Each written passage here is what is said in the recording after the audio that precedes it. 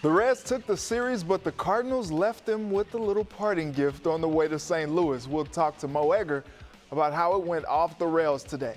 Plus, said anywhere between 20 to 35, which is a nice spot to be in. we are days away from the NBA draft, which means we are days away from another Cincinnatian going to the league.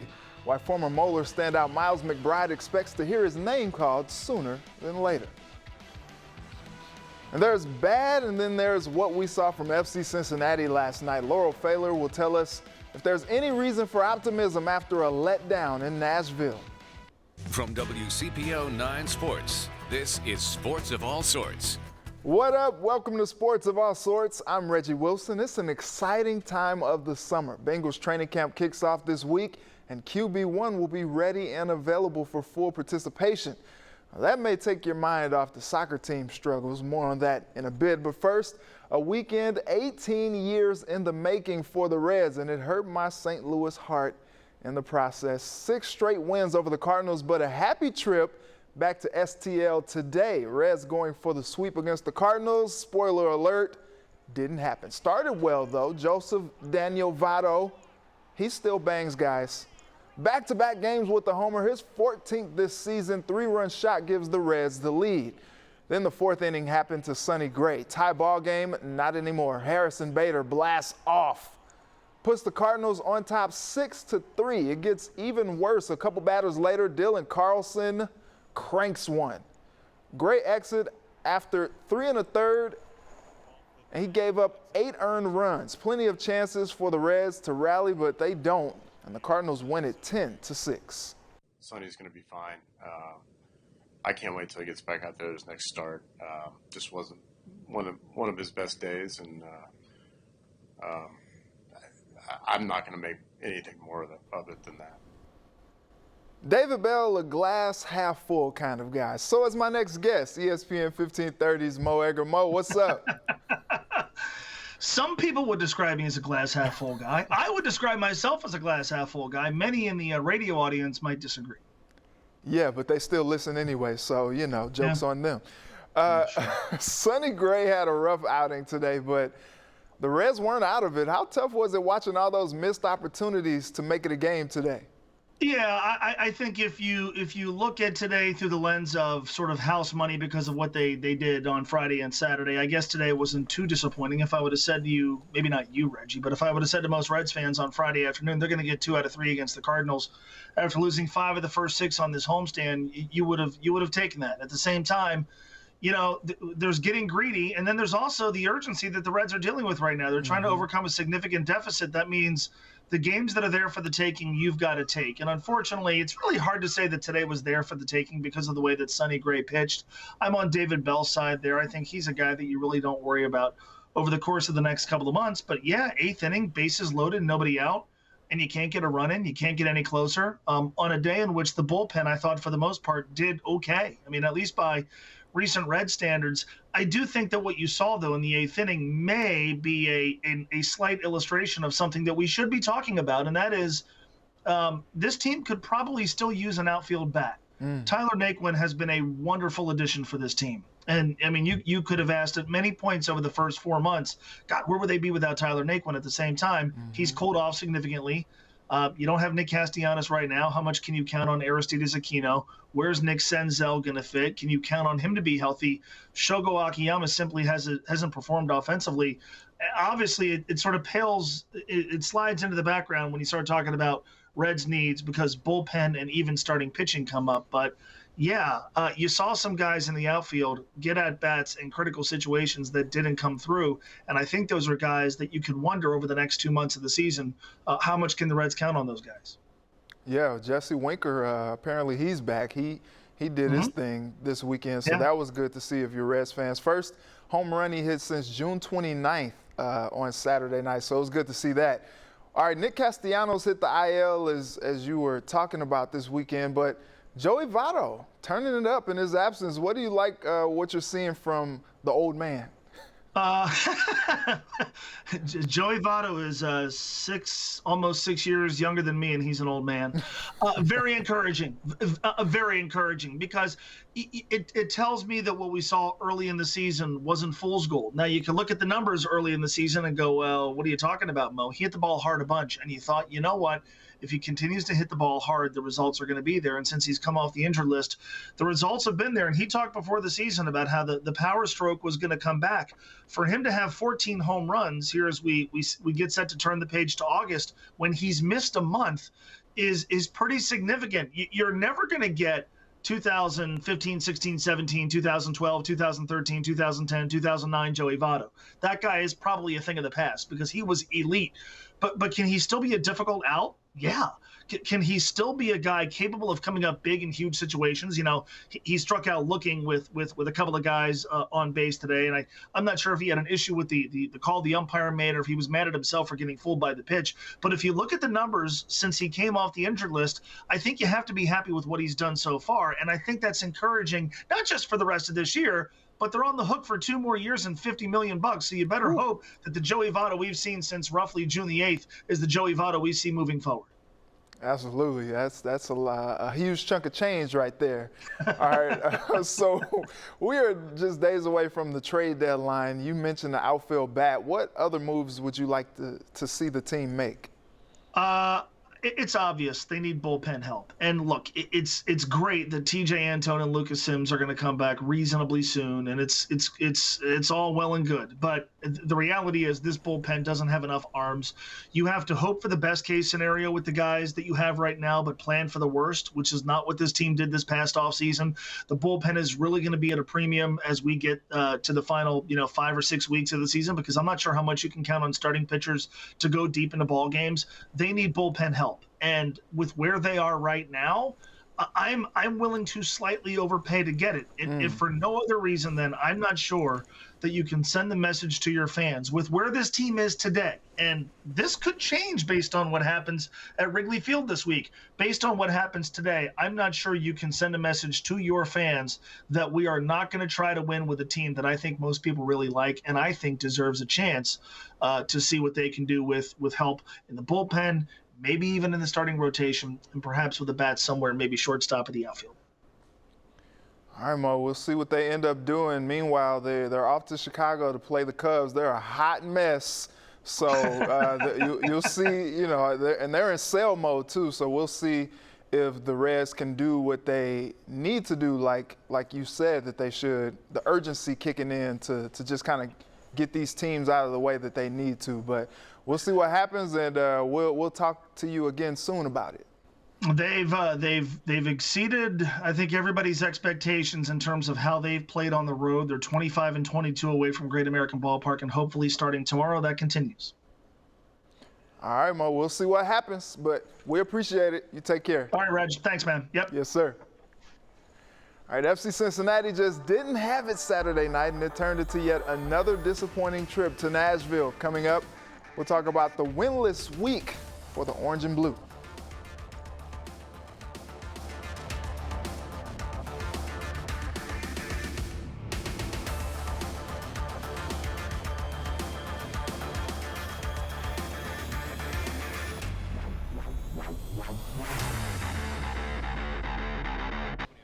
FC Cincinnati on the road taking on Nashville Saturday for the first time since the draw in the season opener. Doesn't take Nashville very long to get on the board. CJ Sapong strikes it, and it's a backflipping good time. FCC down 1-0. They're not done. Leal gets one past Vermeer for another. No shots on goal for the Orange and Blue, and Nashville pitches the shutout 3-0. FCC drops to 3-7-4 this season. Find it difficult to create opportunities to get through because they set up in a certain way. But if they play in a certain way, you need to be decisive. You need to be creative in what you need to do to go forward. And today that wasn't there. Laurel Pfahler from the Queen City Press made the trip to Nashville and didn't get a very good showing, but she joins me now. Laurel, what in the world happened last night? Well, I think I'm going to be banned from going to road games now. I'm just joking. But yeah, I think this is where we're seeing the summer is where you see the depth of the teams, and it's make or break a lot of times. And I don't want to say this is, a breaking situation for FC Cincinnati, but we could just see how tired the team is at this point. It was their third game in 8 days. And, that's not an excuse because Nashville also played 3 games in 8 days. So, but they're exhausted. They just don't have the depth that they need right now. And they came out looking really sluggish. They were trying to do a high press against Nashville and kept getting beat on counterattacks, and that's where things broke down. They gave up those 2 goals in the first half, and from there it just kind of looked like they were not giving up, but it just looked like the game was over by halftime almost. So it was a tough game for sure. You talked about the club being tired, but no shots on goal at all. How does something like that happen? Well, the one really good chance that they had, Brenner had a breakaway at a goal in around the 32nd minute. It was 1-0 at that point, and it just looked like he couldn't decide if he wanted to pass it off to the runner coming up through the box. I think it was Alvaro Barreal, or take that shot. He's not the quickest guy, so maybe he should have just dumped it off to the runner coming through and given the ball to him. But that was an opportunity where if they score there, I think it completely just changes the mentality. It was really hot too. I think that when you're trailing in a situation like that where you're already worn down by games and there's that heat, it's hard mentally to just recover from that. So I think the offense, that was a lot of it. The indecisiveness, they didn't really get the great opportunities that we've seen in the past aside from that one chance for Brenner. Yeah, I tweeted last night that I wish Brenner was more aggressive on that play, and Yap in his post-game comments was pretty disappointed at that too. So it's been a rough couple of weeks. Do you see any reason for optimism after what we've seen? Well, they should be getting some players back soon. The Gold Cup is in the quarterfinals right now. They really could use Alan Cruz and Ronald Matarrita coming back. And then you've got 3 guys that have been injured. They're making some progress. Calvin Harris and Zico Bailey in particular, I think, are a couple weeks away from training with the team, so that'll help. And then you've got 2 more weeks in the transfer window, so hopefully Gerard Nijkamp is working to bring in some new additions. Jaap Stam has mentioned that many times recently, just how they need some more players. So there's reason for optimism, just that with the roster hopefully expanding a little bit, that's something that they need. I think that would make a big difference for them right now if they just had more depth, more options on the bench so they could do some rotating and just give guys a rest every once in a while. Lastly, Laurel, it wasn't that long ago that we were talking about this club possibly making the playoffs. Did we jinx them? Because we're singing a different tune now. Yeah, they had that 4-game unbeaten streak, and they scored 4 goals in a loss at Montreal. Even that loss at Montreal last weekend, you still felt like it wasn't, the team was still going in the right direction because the offense was doing what it needed to. Obviously that was a bad loss for them to take after you score 4 goals, but and then since then, they drew with Atlanta when they had a lead, and you just start seeing it all go back downhill a little bit. So I think that's what we've kind of gotten used to with FC Cincinnati. They just have these ups and downs, and that's the sign of a team that's still building when you can't get that consistency.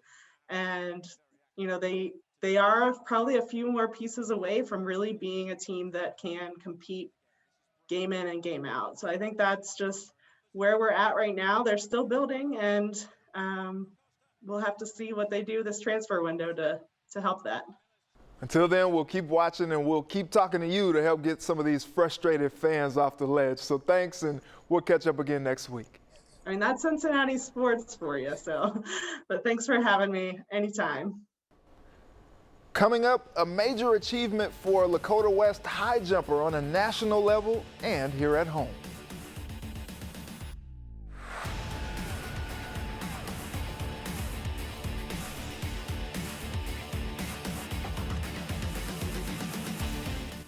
A homegrown talent gets paid just ahead of the start of training camp. The Bengals signed defensive end and Mola grad Sam Hubbard to a 4-year contract extension worth $40 million, according to multiple reports. The 2018 third-round pick out of Ohio State has 16.5 sacks and 177 tackles in his career with the Bengals. Hubbard missed 3 games with an elbow injury last season and was limited to just 2 sacks. So the team is looking forward to big production from him as they lock him up in what would have been the last year of his rookie deal. Football teams across the area are gearing up for the upcoming high school season, and among them is Simon Kenton. Some 7-on-7 action this week, and as you may know, in 7-on-7, it's all pass stuff. And only skilled players, no linemen, but you should really have your eyes on the guys who aren't out there for the Pioneers, those big guys up front. I didn't think we looked like a 6A football team on the offensive line last year. We didn't have the size that we normally had, and this year we're back to having some bigger kids that can move. So, 7-on-7, we're working on our skill guys, but I hope our biggest improvement is with our offensive line.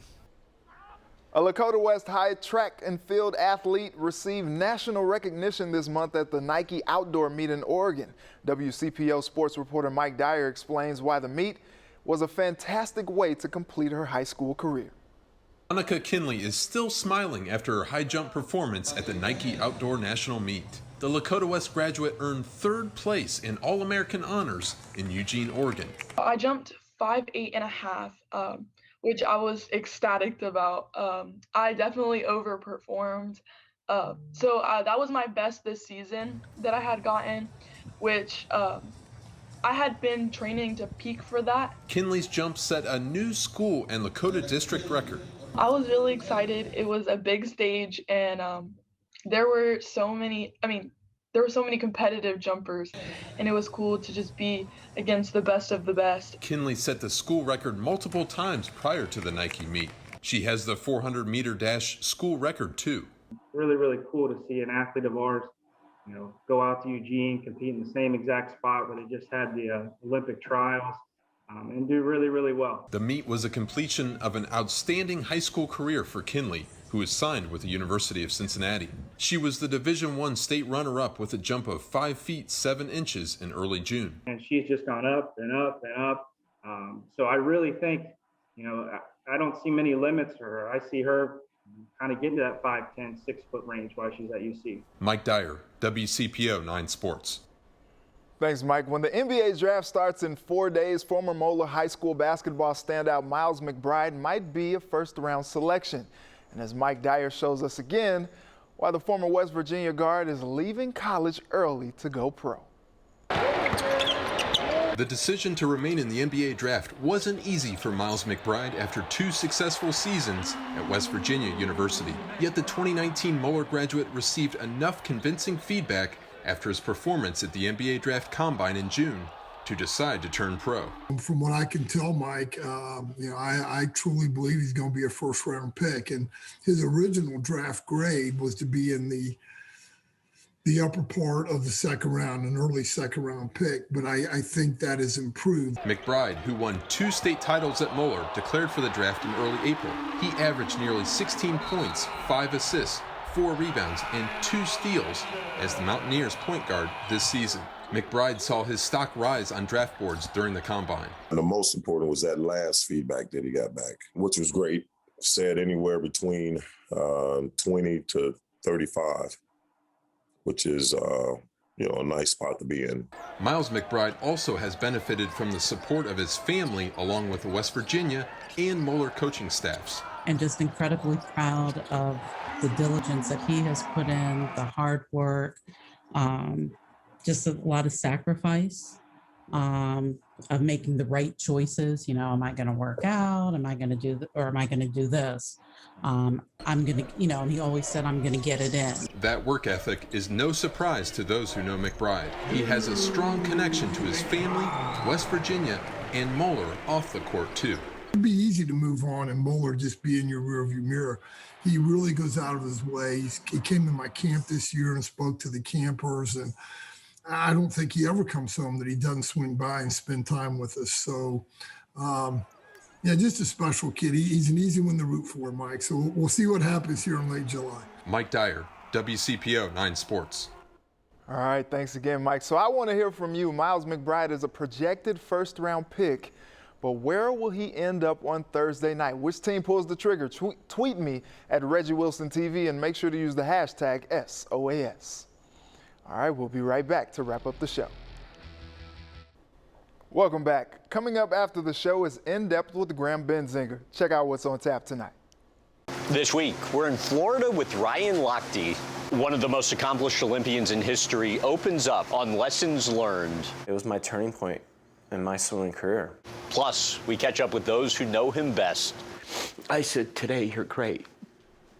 I love you. All that's coming up next right here on In Depth. All right, thanks, Graham. Looking forward to that one. Well, it's been real. It's been fun. It's been real fun, but we got to go. I'd like to thank my guests Mo Egger and Laurel Pfaller for joining me tonight. And thank you to my village who helped me put this all together. Thank you for watching. Let's do it again next Sunday. Until then, have a good night and a very blessed week.